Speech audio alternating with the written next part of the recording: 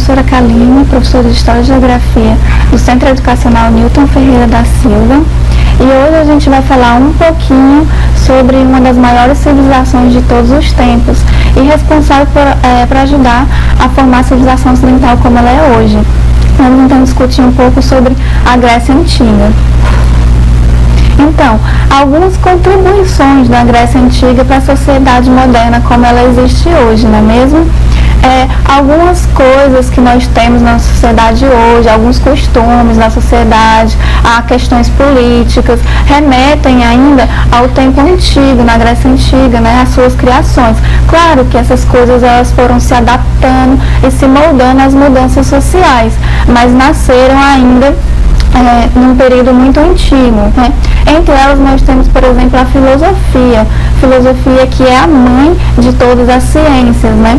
Ela era praticada principalmente em Atenas, que era uma cidade-estado muito conhecida pelos seus grandes filósofos, por gostar de falar de política, né, das ciências. Então a filosofia ela vai ser a primeira grande ciência e a partir delas as outras vão se formar ao longo do tempo, não é mesmo? Nós vamos ter também o entendimento de cidade como ele existe hoje, com a criação das cidades-estados gregas, certo? A sociedade com as feiras, com o espaço político, com os templos, né? A disposição da sociedade como ela é atualmente se deriva em grande parte dessa disposição das cidades-estados antigos, as polis gregas, certo? Nós vamos ter também uma outra contribuição nas artes, por exemplo, com o teatro, certo? Hoje muitas pessoas gostam de ir ao teatro e o teatro ele é de origem grega, né? O teatro grego e a tragédia grega são muito conhecidos. Aqui na imagem do lado do slide nós temos um desenho de uma representação de um teatro grego feito a partir de restos, né, encontrados na Grécia, escavações. Então se fazem essas montagens, esses desenhos de como teriam sido essas construções inteiras. E nós podemos perceber que é uma grande construção, em que nós temos os assentos elevados para que o público conseguisse ver, e no centro um círculo onde as pessoas atuavam, né? É interessante também perceber que os teatros gregos, eles eram praticados, né, os seus atores eram geralmente da aristocracia, porque a aristocracia eram aqueles que praticavam as atividades intelectuais, certo? As atividades braçais geralmente eram praticadas pelos mais pobres e pelos escravos. E o teatro grego, assim como muitas coisas na Grécia Antiga, ele vai nascer da mitologia grega, certo? A partir da história de concepção do deus Dionísio, em que ali nós temos Hera e Zeus, que são os deuses maiores do Olimpo, né? E Zeus vai se apaixonar por uma humana, que vai ser a mãe do Dionísio. E Hera vai se disfarçar para poder fazer a cabeça da mãe de Dionísio, para que ela perguntasse a Zeus, questionasse quem ele era, já que ele nunca demonstrava quem ele realmente era. E a partir daí, nessa questão do disfarce, tanto de Zeus quanto de Hera, e depois também dos rituais para Dionísio, que eram rituais cantados pelas ruas, que vai surgir um princípio ali do que vai ser o teatro depois, né? O teatro que também é muito famoso pelas suas máscaras, em que através das máscaras que se demonstrava o humor, a tristeza, não é, a raiva. E outra contribuição muito importante da Grécia Antiga para a atualidade é a democracia, né? Muitas facetas da política, na verdade, mas uma das principais é a democracia, que ela é praticada atualmente em muitos países, inclusive aqui no Brasil, né? A democracia grega, ela era uma democracia direta. Ela foi inventada em 1508 na cidade de Atenas, e nela tínhamos um grupo de cidadãos atenienses que tinham direito de voto, né, nas assembleias que decidiam ali as questões políticas da cidade, certo? Essas assembleias eram chamadas de eclésias, e aconteciam nas ágoras, que eram grandes praças abertas, em que se discutia a política e a filosofia na época, certo? E o voto, como eu já disse, era direto. Então, a população votava diretamente na escolha das decisões. Isso vai diferenciar a democracia grega da democracia que nós temos, que é a democracia representativa, em que as pessoas, elas votam, mas elas não tomam as decisões políticas diretamente. Elas votam e elegem representantes, e esses representantes é que tomam essas decisões políticas. Uma coisa interessante sobre a democracia ateniense é a questão de só os cidadãos poderem fazer parte da eclésia, certo? Isso vai variar de cidade-estado para cidade-estado, mas na maioria, em Atenas pelo menos, a gente vai ter um conceito ali de cidadão que excluía totalmente as mulheres, por exemplo, em que os homens apenas maiores de 21 anos poderiam ser considerados cidadãos. Esses homens tinham que ser atenienses de nascença e tinham que ser filhos de pais atenienses, além de que precisavam ser livres, ou seja, não podiam ser escravos. Com isso a gente percebe que uma parcela muito pequena da população, no final das contas, era considerado cidadão e podia votar desse sistema, ou podia participar desse sistema de votação para as decisões políticas. Mas mesmo com isso, já era um avanço muito grande. Afinal de contas, assim, a população já tinha alguma participação política, não é mesmo? E aí vocês se perguntam, mas a Grécia Antiga, essa civilização tão importante, onde é que ela ficava? Bem, a Grécia Antiga, ela vai ficar no sudeste europeu, certo? No sul da Península Balcânica. A Península Balcânica vai receber esse nome. Em turco, Balcãs quer dizer montanhas. Então, era uma região repleta de montanhas. Inclusive, a Grécia, ela era uma região montanhosa, de relevo difícil, né? O deslocamento por terra, inclusive, era bem difícil. Isso vai fazer com que se desenvolva a navegação, por exemplo, né? Como forma de transporte, certo? Aqui a gente pode ver o mapa essas cores rosa, verde, os pontilhados laranja e essa região amarela faziam parte da Grécia Antiga, certo? Com relação ao solo deles, como eles tinham um relevo muito acidentado, eles tinham um solo em maior parte infértil, certo? Poucas porções eram férteis e propícias para o plantio. Mas mesmo assim, eles plantavam algumas coisas, como trigo e cevada. Também viviam da pecuária, com a criação de ovelhas, cabritos e porcos. E aqui, como a gente pode ver, nessa região amarela do mapa, é onde fica a atual Turquia, certo? Então aqui na região da Ásia Menor, a Grécia também tinha uma porção territorial, certo? O clima nessa região era um clima que ia de um extremo ao outro, muito quente no verão e muito frio no inverno. E por isso as plantas que se cultivavam tinham que ser muito resistentes, né? E a gente tem um exemplo como a uva, que era cultivada na região, certo?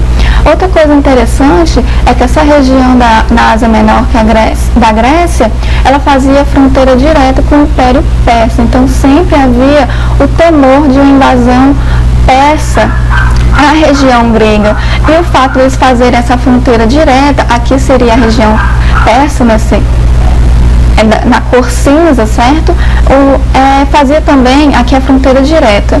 Isso fazia também com que houvesse uma troca cultural bastante intensa entre o povo grego daquela região e os persas, certo? Então, a Grécia, ela também vai ser subdividida em algumas regiões, certo? Nós vamos ter a Grécia insular, a Grécia peninsular e a Grécia continental. Aqui nós temos um mapa que demarca mais ou menos onde fica cada região. Aqui nós temos a Grécia insular, que é composta de pequenas ilhas, certo? repleta de pequenas ilhas. É importante salientar que a Grécia era recortada por vários mares. De um lado nós vamos ter o Mar Jônico, do outro nós vamos ter o Mar Egeu, que é onde ficavam as ilhas gregas na sua maioria, e ao sul a gente ainda vai ter o Mar Mediterrâneo, certo? Então, a Grécia Insular era composta pelas ilhas, certo? Tendo a sua maior ilha, a ilha de Creta, muito famosa, inclusive, na mitologia grega, porque teria sido onde o rei Minos reinou, onde ficava o labirinto do Minotauro, né? E Creta fez parte de uma sociedade muito importante, né? Os cretenses já habitavam a região antes dos povos que vão formar os gregos chegarem.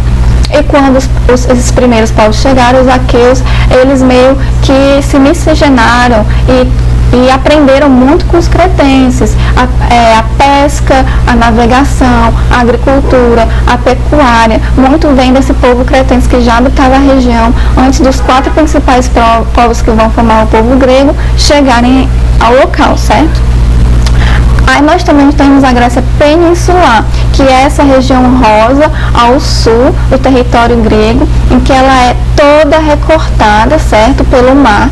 Isso vai facilitar, por exemplo, a navegação de cabotagem, que é aquela navegação que acontece ali perto da costa. Principalmente assim, para venda, comércio e também para o deslocamento, né? Afinal de contas, tem muita área de mar, nós temos também a ilha, então as ilhas precisavam das embarcações para o deslocamento. Essa região da Grécia Peninsular, ela vai ser a parte mais fértil da Grécia, né? Que tinha terras pouco férteis. E por último, nós temos a maior região, porção da Grécia, né, que é a Grécia continental, certo? É aqui onde, por exemplo, vai se desenvolver a cultura e a cidade-estado de Atenas, né? Como eu já falei, a gente vai ter também a porção da Ásia Menor, né, onde fica a atual Turquia, certo? E aí, a Grécia, ela vai ser dividida, a história grega, para ser mais exato, vai ser dividida em 5 fases, ok? Isso é apenas uma convenção dos historiadores para facilitar o entendimento sobre a história da Grécia Antiga, que é tão ampla. Nós vamos ter as fases gregas, a fase pré-homérica, o período homérico, né, o período arcaico, o período clássico e o período helenístico. Falando um pouquinho sobre cada período da história grega, nós vamos começar pelo período pré-homérico, que tem esse nome justamente por ter sido um período da história grega que antecedeu ao que nasceu o poeta Homero, né? Que foi um grande nome da antiguidade grega. Então, o período pré-homérico, ele aconteceu do século XX a.C. ao século XII a.C., ok? E ele vai se caracterizar principalmente pela chegada dos 4 povos que vão compor depois o povo grego.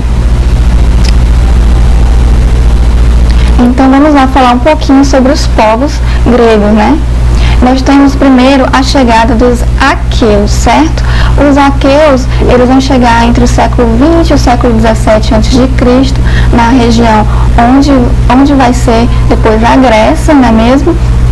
E os aqueus, eles vão ser um povo agricultor. Eles vão aprender muito com os cretenses, né? Vão incorporar a cultura cretense. Então, por exemplo, eles também vão incorporar a navegação, vão praticar, por exemplo, a pirataria, né? Vai haver uma dominação cultural. Já haviam outros povos na região. Fora os cretenses, nós tínhamos também os pelasgos, né? Por exemplo, que vai haver um processo de aculturação e de dominação, né? E eles vinham em busca de terras férteis, inclusive, e também em busca de um clima mais ameno, né? Um clima mais propício. Então, eles vão desenvolver essas técnicas da pescaria, da navegação, da agricultura com os cretenses. E logo em seguida, mais ou menos no mesmo período, entre o século XVII, ali um pouco antes, século XVIII, nós vamos ter a chegada dos jônicos, certo? Os jônicos vão ser um povo mais belicoso, certo? As construções jônicas, por exemplo, vão ser fortificações, não vão ter o refinamento ainda da arquitetura grega que tanto se vê hoje, né? Vão ser bem amuradas, com portas estreitas, para evitar invasões, né? O povo jônico, ele vai dominar os aqueus, né? Também havendo aquele processo de mistura cultural entre os dois, né?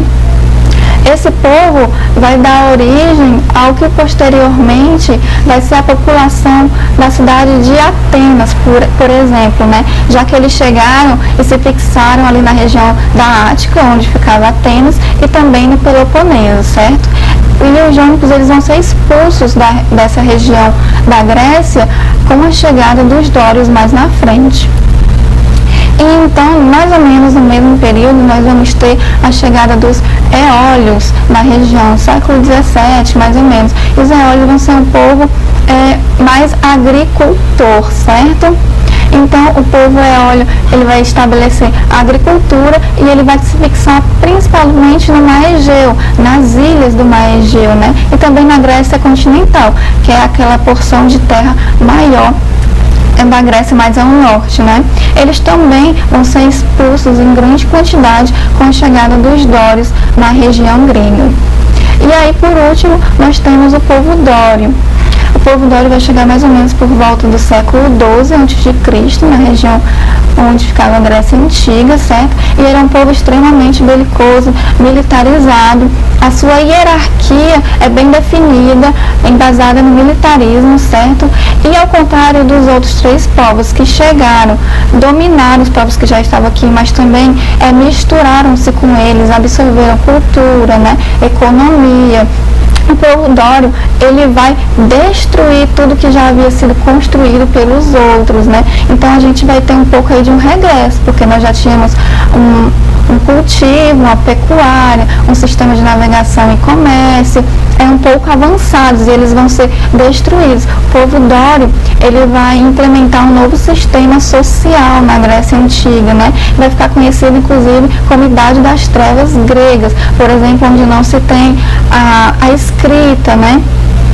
E a agricultura de subsistência. E nesse momento a gente vai ter a debandada dos povos eólios e jônios, que vão se fixar principalmente na região em que a gente já falou ali, da Ásia Menor, que faz fronteira com o Império Persa, né? E essa debandada desses povos, né, essa saída desses povos da região, vai ser conhecida como a primeira diáspora grega, né? Nós vamos ter duas diásporas na história da Grécia Antiga, certo? E então, pessoal, por hoje a gente vai ficando por aqui, certo? Nós temos 5 períodos da história grega. Eu falei um pouquinho sobre o primeiro, o período pré-homérico. E no próximo vídeo a gente vai destacar um pouco mais sobre os outros, tá? E vamos continuar, então, conversando um pouco mais sobre a história da Grécia Antiga. Olá, eu sou a professora Kaline, professora de História e Geografia, e hoje nós vamos dar continuidade ao nosso assunto do vídeo anterior sobre a Grécia Antiga, certo? Nós já havíamos falado um pouco sobre o período pré-homérico e sobre as contribuições da civilização grega para a civilização moderna, certo? Hoje nós vamos iniciar falando um pouco sobre o período homérico, certo? O período homérico, ele vai mais ou menos do século XII ao século VIII a.C., certo? E ele é caracterizado principalmente por um novo tipo de sociedade que vai se estabelecer quando os dórios, o povo dórico, chega à Grécia, certo? Eles destroem ali boa parte da cultura e da sociedade que havia crescido com os outros povos que já haviam chegado anteriormente, e assim implantam uma sociedade baseada nas comunidades gentílicas, né, ou gentos, que eram espécies de clãs que possuíam um líder, que geralmente era a pessoa mais velha e mais experiente da comunidade. Esse líder era o pater familis. O pater familis, ele era responsável por atribuir as tarefas de cada um. Ele que dizia quem é que vai plantar, quem é que vai colher, quem é que vai cuidar dos animais na comunidade. As pessoas tinham que seguir as regras que ele colocava. também era ele que distribuía as porções de terra entre a comunidade, certo? Não havia propriedade privada e as terras eram dadas às famílias. O problema é que a maior parte dessas terras eram inférteis, não dava para plantar nela, porque elas não tinham nutrientes suficientes para isso. E aí, quem é que ficava com as terras férteis? Geralmente aquelas pessoas que eram mais próximas do líder da comunidade gentílica, né? Então, mesmo que teoricamente não houvesse propriedade privada e houvesse ali uma igualdade, havia um favorecimento para certas pessoas, certo? A comunidade gentílica, elas não cultivavam, por exemplo, a escrita, né? E a população vivia da agricultura de subsistência, basicamente. Plantavam e colhiam apenas a quantidade para comer, né? Acontecia de, às vezes, haver sobras, excedentes desses produtos que eles plantavam. E aí é que eles vendiam, né?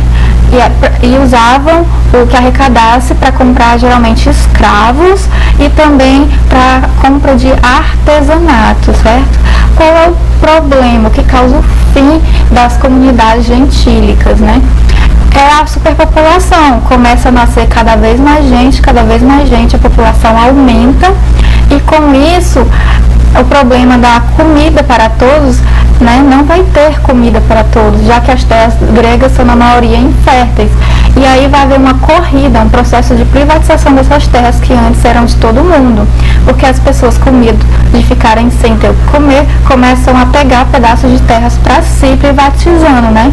E quem vai ser privilegiado nisso vai ser principalmente os líderes, né? As pessoas com mais poder dentro dos grupos. Esses líderes, geralmente, eles vão se juntar, certo? E vão aí formar grupos por afinidade cultural. Geralmente são pessoas aristocráticas, são pessoas da política, né, da filosofia. E aí eles vão formar organizações chamadas demos. E dessas organizações chamadas demos, a gente vai ter aí o primeiro foco de criação das cidades gregas, né, as polis gregas.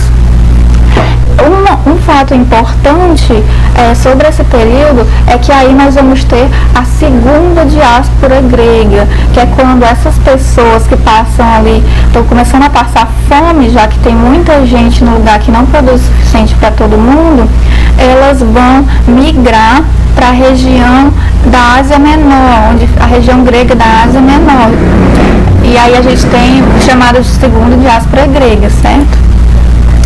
E aí a gente vai ter o período arcaico posteriormente, né? Que é quando marcado pelo início ali da segunda diáspora grega e também é quando essas cidades-estados vão se estabelecer, né? No período arcaico, por exemplo, a gente tem a volta da escrita, né? As pessoas vão passar a eleger sujeitos que vão ser chamados de legisladores. Os legisladores vão ter como tarefa principal escrever, legislar, né? Escrever as leis. E é algo muito importante, fixar as leis que antes eram passadas de boca a boca, pela tradição oral, as regras, não é mesmo? Isso já é uma diferença imensa. E então, a gente vai ter também no período arcaico as polis gregas, como eu já falei, que é a sua maior característica, né? É a criação das cidades-estados gregas. E essas cidades-estados gregas, elas vão ser independentes entre si, como o próprio nome já diz, cidades-estados, vão ter suas regras próprias, seus reis próprios, né? Líderes próprios, e elas vão ser unificadas por algumas características, né? O que é que faz tantas cidades gregas tão diferentes nas regras, na política, nos líderes, serem todas consideradas povos gregos, né? Isso acontece porque, primeiro, havia uma unificação pela língua, né? Que fazia com que todos formassem um povo só. Segundo, a religião. Eles seguiam a mesma religião, que era uma religião politeísta, né? E que tinham muitos deuses. Zeus, o deus dos deuses. Muitos desses deuses eram ligados a questões da natureza, como Apolo, o deus do sol, Poseidon, o deus do mar. A mitologia grega, que se refere aos deuses, também vai ser interessante porque eles vão influenciar muito a mitologia romana, né? Muitos aspectos semelhantes depois. E outros aspectos culturais que vão haver em comum também. As polis gregas, as cidades gregas, elas tinham algumas estruturas, né? Arquiteturas que se assemelhavam também, né? De umas para as outras. Por exemplo, todas as estados gregas tinham as acrópolis, que eram regiões mais altas da cidade, como a gente pode estar vendo aqui na imagem. Essa aqui é a acrópolis grega, né? Logo acima nós temos um templo, que também era uma característica de todas as cidades-estados gregas. Lá também, na Acrópolis, nós tínhamos as ágoras, que eram praças abertas onde aconteciam as assembleias, as eclésias, que a gente já falou sobre, onde as pessoas se reuniam para falar sobre política, sobre filosofia. Também havia nas cidades gregas os mercados, certo? Então nós temos algumas construções que são comuns de todas as cidades gregas. Também nesse período a gente vai ter aí a invenção de vários tipos de governo, né? Cada cidade-estado vai ter pequenas modificações com relação a esses governos, né? Algumas características próprias, mas no geral eles são parecidos, né? Nós vamos ter, por exemplo, a implantação de monarquias, que a monarquia é quando a gente tem um líder único, que ele é o responsável, é o líder jurídico, administrativo, religioso e militar da cidade, né? Então tudo gira em volta dele. No caso, esses monarcas às vezes podiam ter conselhos, né? Geralmente formados por nobres, que serviam para aconselhar ou para ajudar a resolver problemas. A última palavra sempre era desse líder supremo.